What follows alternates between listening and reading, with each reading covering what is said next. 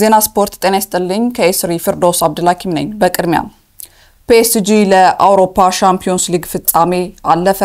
በአውሮፓ ሻምፒዮንስ ሊግ PSG ከአርሰናል በድምር ውጤት በማሸነፍ ለፍጻሜ አልፏል ማምሻውን በፓርክ ደ ፕሪንስ ስታዲየም በተካሄደው የሁለቱ ቡድኖች የግማሽ ፍጻሜ መልስ ጨዋታ PSG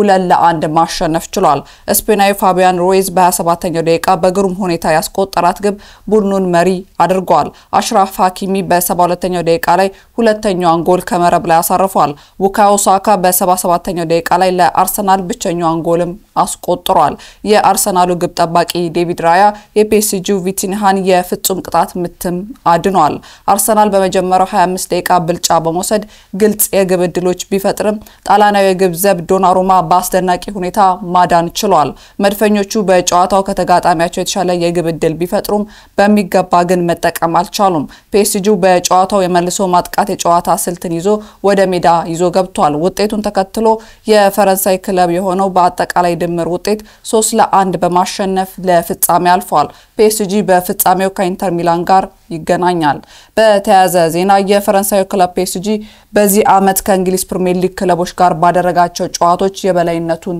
ወስዷል PSG በዚህ አመት በሻምፒዮንስ ሊጉ ከተካፈሉት 4 የፕሪሚየር ሊግ ክለቦች ጋር ተጫውቶ ሁሉንም ማሸነፍ ችሏል አሰልጣኙ አያይዘውም የአርሰናል ጨዋታ ከጠበቅነው የበለጠ አስቸጋሪ ነበር በማለት ተናግረዋል የአርሰናሉ አሰልጣኝ ሚኬል አርቴታ በሁለቱም ጨዋታዎች ልዩነት ፈጣሪው ዶናሩማ ነው በማለት ተናግሯል ለፒኤስጂ እንኳን ደስ አላችሁ ያሉት አርቴታ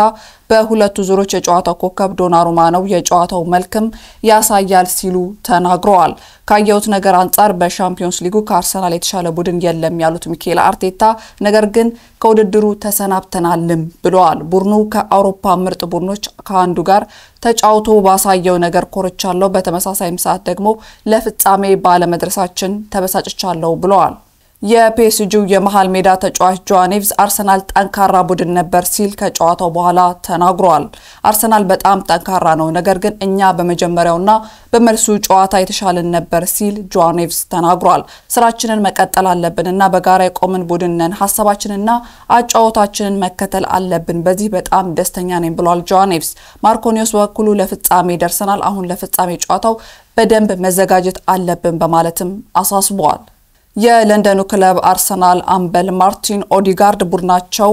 አመቱን ያለ ዋንጫ ማጠናቀቁ አሳዛኝ መሆኑን ገልጿል ምንም ዋንጫ ለማሸነፋችን ያማል ያለው ኦዲጋርድ ነገር ግን ቡድኑ ጠንካራ መሆንና አንድ ላይ መቆም አለበትም ብሏል አክሎም ከባለፈው መማርና ጠቃሚ ነገሮችን መውሰድ አለብን ያለው ኦዲጋርድ በቀጣይ የበለጠ ጠንክረን እንመለሳለንም ብሏል የቻልነውን አድርገናል ነገር ግን በቂ አልነበረም ጥሩ ብንጫወትም በሁለቱም ጨዋታዎች ፍጹም ቅጣት ምትክልል ውስጥ ስንገባ ጥሩ አልነበርንም ሲል ተደምጧል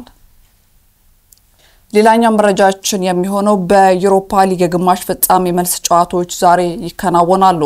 ማንቸስተር ዩናይትድ በሜዳው ኦልድ ትራፎርድ አትሌቲክ ክለብን ሲያስተናግድ ቶትናም ሆትስፐር ወደ ኖርዌይ አቀንቶ ባዶ ግሊምትን ይገጥማል ሁለቱ የእንግሊዝ ክለቦች በመጀመሪያ ጨዋታ ካስመዘገቡት ጥሩ ውጤት መነሻ በርካቶች በፍጻሜው ይጠብቋቸዋል ማንቸስተር ዩናይትድ በሳን ማሜስ 3-1 ማሸነፉ ውጤቱ ይቀለብሳል የሚል ግምት ባይኖርም ቀያዮቹ ሰይጣኖች ፍጻሜ የመድረስ እድላቸው በጣም ሰፊ ነው አትሌቲክ ክለብ ከመጀመሪያው ጨዋታም የባሰ ተዳግሞ ነው ወደ ኦልድ ትራፎርድ የገባው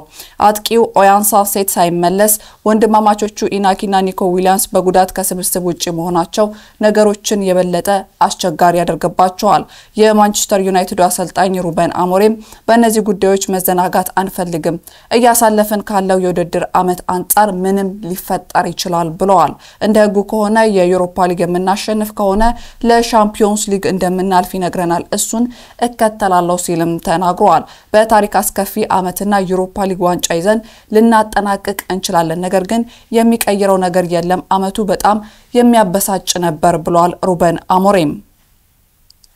በዩናይትድ በኩል ማቲያስ ዴሊት በጉዳት ከስብስብ ውጪ ሆኗል የእንግሊዙ ክለብ ወደ ፍጻሜ የሚወስደው ውጤት ካገኘ ከ4 አመት በኋላ ለመጀመሪያ ጊዜ ይሆናል በኦሊንገር ሶልሻየር እየተመሩ በ2021 ለፍጻሜ ደርሰው በኡናይ ኤምሬ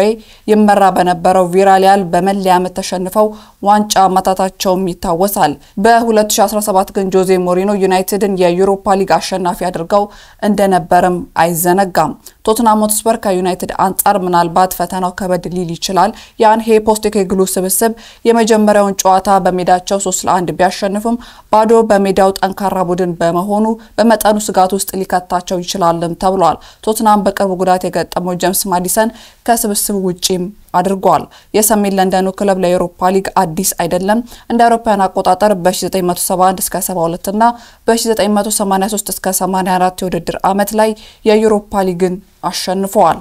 የምሽቱ ጨዋታ በኢትዮጵያ ሰዓት አቆጣጠር ከምሽቱ 4 ሰዓት ወይንም ስቱዲያችን ከሚገኝበት ዩናይትድ አረብ ኤሚሬትስ ከምሽት 11 ሰዓት ላይ ሲል ይጀምራል። ዜና ስፖርት አበቃ። ከኤስሪ ፊርዶስ አብዱላኪ ማብራችሁ ቆየው። መልካም ቀን።